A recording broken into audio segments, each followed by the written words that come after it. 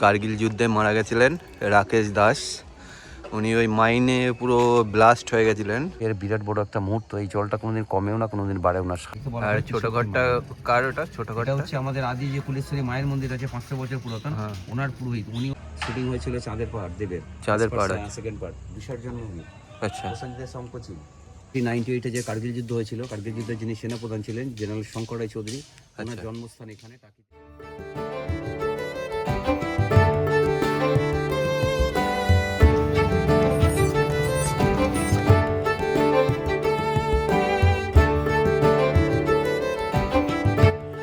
শীতকাল মানেই বাঙালির কাছে ছুটি আর ভ্রমণের হাতছানি। আর এই শীতে যদি এমন একটা জায়গার খোঁজ মেলে যেখানে একই সাথে নদীর সৌন্দর্য, ইতিহাস আর মিনি সুন্দরবনের অপার শান্তি উপভোগ করা যায়, তাহলে কেমন হয়? হ্যাঁ বন্ধুরা, আমি কথা বলছি পশ্চিমবঙ্গের এক শান্ত সীমান্ত শহর টাকি নিয়ে।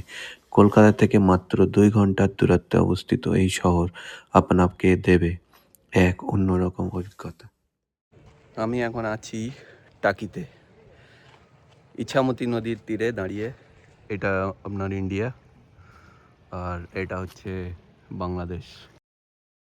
আজকের ভিডিওতে আমরা ঘুরে দেখব টাকির আনাচে কানাচে, জানবো এখানে কি কি দেখার আছে, কিভাবে পৌঁছাবেন, কোথায় থাকবেন আর কি খাবেন।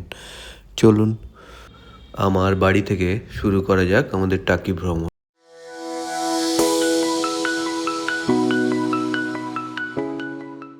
বেরিয়ে পড়লাম, এই গ্রামের ভেতর থেকে বেরোচ্ছি। বন্ধুরা গুড মর্নিং। এটা নতুন দিন, ফের একটা ছোট্ট ট্যুরে বেরোচ্ছি। টাকি এখান থেকে দেখাচ্ছে আপনার 40 কিলোমিটার। দেখা যাক কতক্ষণে পৌঁছাই। এখন যে জায়গাটা আছি, এই জায়গাটা দেখুন, চারিদিকে ভেড়ি। এই দিকের ভেড়িগুলো সব শুকিয়ে দিয়েছে, আর ওই দিকের ভেড়িটা আবার জল আছে। আর এই যে হচ্ছে রাস্তা চলে আসছে, এদিক দিয়ে এসে গাড়ি রাখা আছে। এই জায়গাতে এই ইটের ভাটাগুলো আছে, দেখুন রাস্তার ধারে এই ইট তৈরি হয়, কিভাবে সাজিয়ে রেখেছে। ওখানে এসে গেছি কুলটি লক গেট, এই সামনেই লক গেট আছে। চলুন, এটা একটা মানে পিকনিক স্পট। এখানে ডিসেম্বরের শীতকালে বা জানুয়ারি, 1 জানুয়ারিতে প্রচুর ভিড় হয়। এখানে এই রাস্তাটা দেখুন, মিডিল দিয়ে রাস্তা, আর দুই দিকে সুন্দর সবুজ গাছে ভরা। নদীতে এরকম বড় বড় নৌকা চলছে, আর এই নৌকায় করেই সব মালপত্র নিয়ে আসা হচ্ছে। এই অনেকক্ষণ খারাপ রাস্তায় চলার পর আমি উঠে পড়লাম বাসন্তী হাইওয়ে। বাসন্তী হাইওয়ে থেকে মালঞ্চ অবধি যাব এই রাস্তা ধরে। এবার মালঞ্চ থেকে টাকি হাইওয়ে ধরে আবার টাকি অবধি যাব। এখন আমরা চলে এলাম মালঞ্চ বাজারে। এইটা হলো মাছ বাজার, এটা হলো মালঞ্চ ব্রিজ। এই ব্রিজ পেরোচ্ছি, এইদিকে নদী। অনেকদিন পর গরুর গাড়ি দেখলাম, যেটা আপনাদেরকেও একটু দেখাই। এই দেখুন, আমি টাকি রোডে ঢুকে গেছি। এই যে ডান দিকে টাকি পৌরসভা, আর আগেই টাকি স্পটটা। এটা হলো টাকির মেন ঘাট, রাজবাড়ি ঘাট। আর এই বাঁদিকে কার পার্কিং আছে, এখানে গাড়ি পার্কিং করলাম, করে আবারই চলে আসলাম। এখানেই আছে সাজানো গোছানো সুন্দর ঘাট, আর এই ঘাটের পাশে করা আছে আপনার বসার জায়গা, যেখানে বসে 2-3 ঘন্টা অনায়াসই কাটিয়ে দেওয়া যাবে। আর বাচ্চাদের এই যে জাম্পিং করার জন্য 10 টাকায় 10 মিনিট। এই যে এই নৌকা করে যাব, 100 টাকা পার পার্সন টিকিট। এই যে আছে। আমার যাত্রার প্রথম অংশ শুরু করলাম আমি এই নৌকা ভ্রমণ দিয়ে। এটা দুটো স্পট দেখায়, ওই যে মোহনা এবং সবুজ দ্বীপ বা মাছরাঙা দ্বীপ। এখন কিন্তু মাছরাঙা দ্বীপটা আর নেই। মাছরাঙা দ্বীপ এই আমফান ঝড়ে মাছরাঙা দ্বীপটা পুরো ক্ষতিগ্রস্ত হয়ে গেছে। আমাদের নৌকা চলতে শুরু করলো। এইগুলো সব পিকনিক স্পট। আমাদের নৌকাটা বিএসএফ স্যার দাঁড় করালেন, কারণ আমাদের নৌকাতে কেউ লাইফ জ্যাকেট পরেনি। ওই যে সামনে দেখছেন লাইফ জ্যাকেট পরে সব যাচ্ছে, কিন্তু কিছুক্ষণ করার পর আবার ছেড়ে দিল।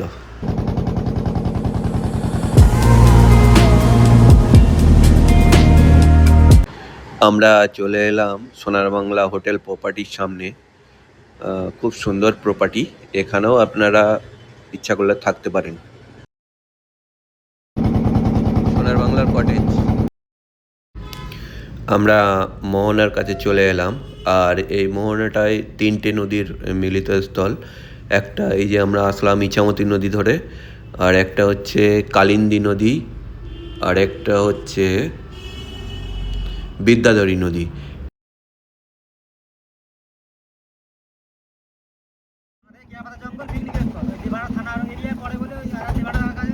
বাংলাদেশ কেয়াপাতা জঙ্গল, আর এই নৌকাটা বাংলাদেশে।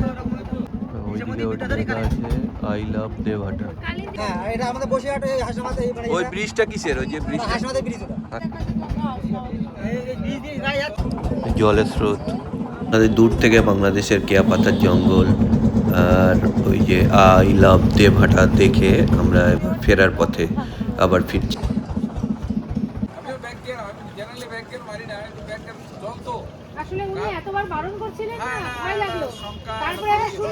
বিএসএফ স্যার যে আমাদের নৌকা দাঁড় করিয়েছিলেন তাই নিয়েই কথা হচ্ছে আমাদের মধ্যে। আমি এবার শুরু করব আমার ভ্রমণের দ্বিতীয় স্তর, যেটা হবে আমার ওই টোটো গাড়িতে করে। আর এই টোটো গাড়ির চার্টটা এখানে আমি ভিডিওতে দিয়ে রাখলাম, আপনারা পজ করে একবার দেখে নেবেন।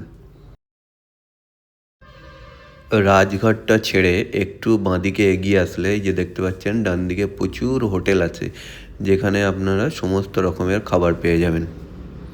থাকার হোটেল নাকি? সব থাকার হোটেল। আর এইটা হচ্ছে মিউনিসিপ্যালিটির হোটেল, পৌরসভা, এরকম স্বল্প মূল্যে 500 টাকা থেকে স্টার্ট আছে।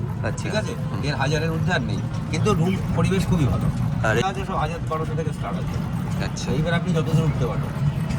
দুটো সাইড মিলিয়ে 15টা পয়েন্ট আছে।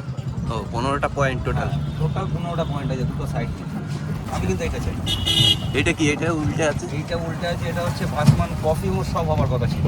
আচ্ছা, তো বিএসএফ পারমিশন দেয়নি, কারণ নদীর মাঝখানে থাকবে, তাহলে ওদের সিকিউরিটি দিতে হবে, কেন বিএসএফ দেবে? আচ্ছা, ওই জন্য এটাকে স্টপ।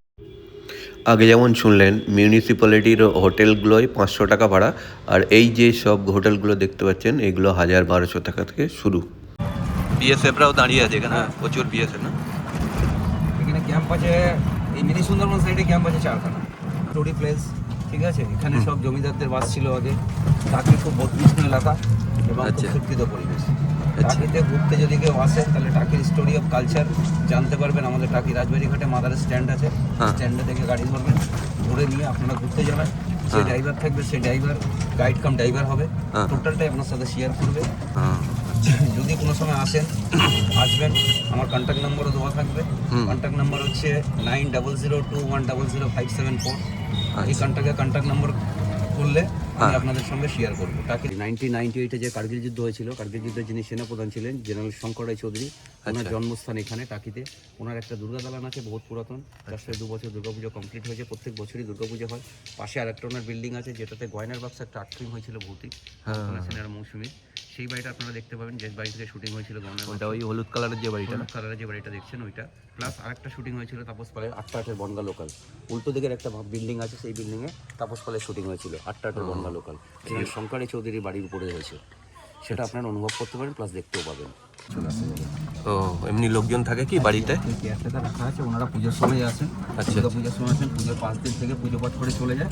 দেখাশোনার জন্য একজন লোক। আমাদের এখানে সর্বপ্রথম ওয়েস্ট বেঙ্গলে একটা নলকূপ তৈরি হয় 1280 খ্রিস্টাব্দে বাংলা, সেটাকে নলকূপ বলা হয়। এখানে একটা পাইপ আছে, পাইপটা উপর পর্যন্ত ছিল, ছোট্ট একটা চাকা ছিল, চাকার সাহায্যে জল উঠতো ঘোরালে। তখন বৈদ্যুতিক কিংবা মোটর সিস্টেম ছিল না, এখানে জলের খুবই কষ্ট ছিল মানুষের। সেই কারণে এখানকার যিনি জমিদার ছিলেন স্বর্ণলতা বসু, উনি এটাকে নির্মাণ করেছিলেন। এটাকে ঘোরাতন নলকূপ বলা হয় ব্রিটিশেরা বলে। 2021-এ ন্যাশনাল অ্যাওয়ার্ডও পেয়েছে বিসর্জন মুভি। বিসর্জন যে বাংলা বইটা হয়েছিল, সেই বাংলা বইয়ে জয়া হাসান এবং আবিরের, যে জয়া হাসান যে বাড়ি থেকে পুরো বিসর্জনের শুটিংটা হয়েছিল, সেই শুটিং বাড়িটা, এর নাম হচ্ছে পদ্মার বাড়ি। মানে জয়া হাসানের নাম ছিল ওই টাইমে পদ্মা।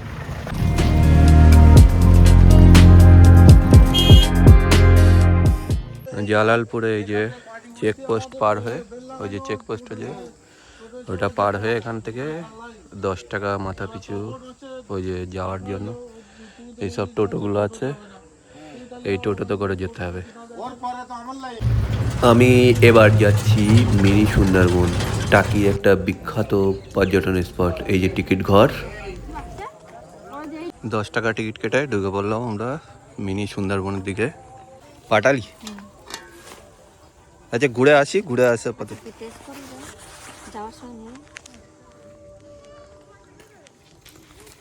কত করে এমনি কেজি?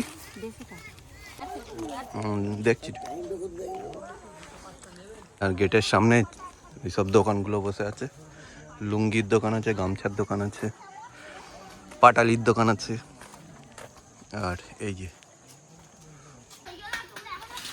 এই সাইকেল নিয়ে ঢুকে পড়েছো, ফাইন হবে এক্ষুনি। খুব সুন্দর পরিবেশ। আমরা কুচি ও মশলা মাখিয়ে টক ঝাল ঘুটি গরম অল্প দামে সামান্য দামে বিক্রি হচ্ছে এখানে। তো এখানে আবার টয়লেট করা আছে। তো আমি চলে এসেছি মিনি সুন্দরবন, টাকির খুব একটা জনপ্রিয় জায়গা। এই যে সামনে একটা ভিউ পয়েন্ট, এখান থেকে বাংলাদেশ দেখা যায়। আর একটা কথা বলা হয়নি, এখানে আসতে গেলে অবশ্যই একটা পার্সোনাল ডকুমেন্ট জমা দিতে হবে, ভোটার কার্ড বা আধার কার্ড, যাই হোক ওই বিএসএফদের কাছে জমা দিতে হবে। কিছু চাইবে তখন আশরাফুল দায়ের ঘটি গরম, কথা বলতে ভালো লাগবে। আসুন কম। ওই যে পেছন থেকে আশরাফুল ভাইয়ের ঘটি গরম নিলাম। ঘটি গরম খেতে খেতে আবার এই সামনের দিকে আর একটা ভিউ পয়েন্টের দিকে যাচ্ছি। দারুণ টেস্ট ঘটি গরমটা। ওই সুন্দরী, গরান, এইসব গাছেরই জঙ্গল। ওই যে শ্বাসমূল দেখতে পাচ্ছেন, ওই যে শ্বাসমূল দেখা যাচ্ছে, বোঝা যাচ্ছে না ক্যামেরায় কতটা আসছে, ওই যে শ্বাসমূল দেখা যাচ্ছে। আর এই আগে গিয়ে একটা উপরে 3-4 তলা মতো করা আছে ভিউ পয়েন্ট। এখানে নিচে একটা চায়ের দোকানও করা আছে, চা বিক্রি হচ্ছে। আর ওপরে এরকম ভিউ পয়েন্ট। বেশি দূরে কিছু দেখা যাচ্ছে না, সূর্য।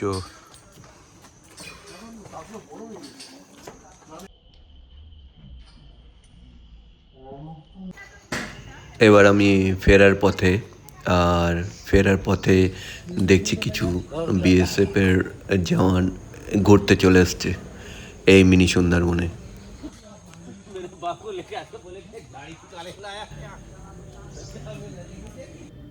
মিনি সুন্দরবন থেকে ফিরে আমি আবার চলে এলাম টাকি মালদ্বীপ রিসর্ট।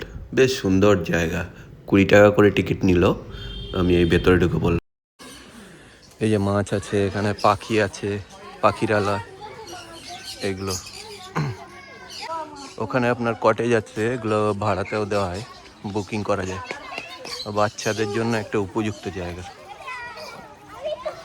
সেটা হলো পার্ক টাইপের।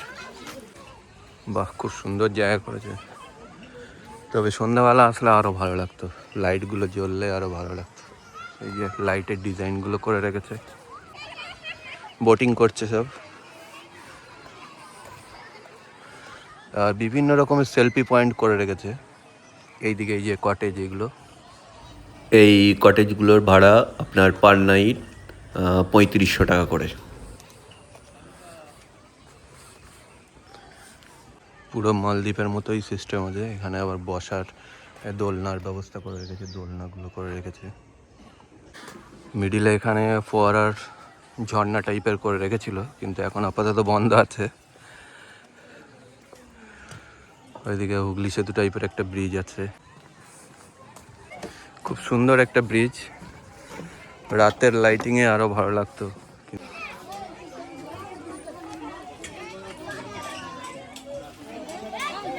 এখানে বিভিন্ন রকমের স্টল করে রেখেছে, ফুচকার স্টল, বাচ্চাদের খেলাধুলার জিনিসপত্র,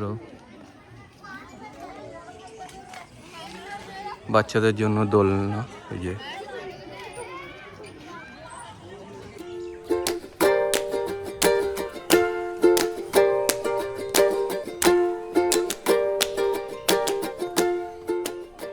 টাকিতে একটা এরকম পার্ক দেখবো আমি ভেবে উঠতে পারিনি। বেশ সুন্দর আছে।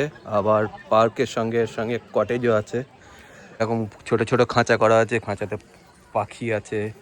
এই দেখুন, জল খাচ্ছে, খরগোশ কি কিউট লাগছে। আর এদিকে মাছ ঘোরাঘুরি করছে, আমি দেখতে পাচ্ছি, ক্যামেরাতে আসবে, প্রচুর মাছ ঘোরাঘুরি করছে। যে মালদ্বীপ রিসর্ট ঘোরা শেষ, এবার বেরিয়ে পড়লাম আবার অন্য গন্তব্যে। আমাদের টাকির জোড়া শিব মন্দির 300 বছর পুরাতন। আমাদের যে পর্যটন এরিয়া, যে ঘোরার জায়গার মধ্যে এটাকে দেখানো হয়, এর সামনে একটা পুকুর আছে, এর বিরাট বড় একটা মুহূর্ত। এই জলটা কোনোদিন কমেও না, কোনোদিন বাড়েও না, সারা বছর একই মেকারে থেকে যায়। এটা আমরা ছোট থেকে দেখে আসছি। এটা টাকি কলেজ, টাকি গভর্নমেন্ট কলেজ। আর উল্টো দিকের ওইটা হচ্ছে টাকি গভর্নমেন্ট হাই স্কুল। এটা Taki government high school. Taki government college স্থাপন হয়েছিল 1950 সালে। টাকি গভর্নমেন্ট হাই স্কুল স্থাপন হয়েছিল 1881 সালে। 106 বছর পুরানো টাকি লাইব্রেরি। শুটিং হয়েছিল চাঁদের পাহাড় দেবের, চাঁদের পাহাড়, সেকেন্ড পার্ট, বিসর্জন মুভি। আচ্ছা, প্রসেনজিতের সম্পত্তি। আচ্ছা, টাকি পূবের রাজবাড়ি। ও টাকি রাজবাড়ি, পূবের রাজবাড়ি।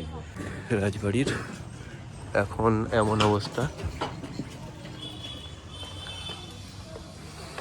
এখানে প্রবেশ নিষেধ। এই যে ইতিহাসটা এখানে লেখা আছে, আপনারা দেখে নেবেন পজ করে। এই টাইপের সব দালান করা আছে।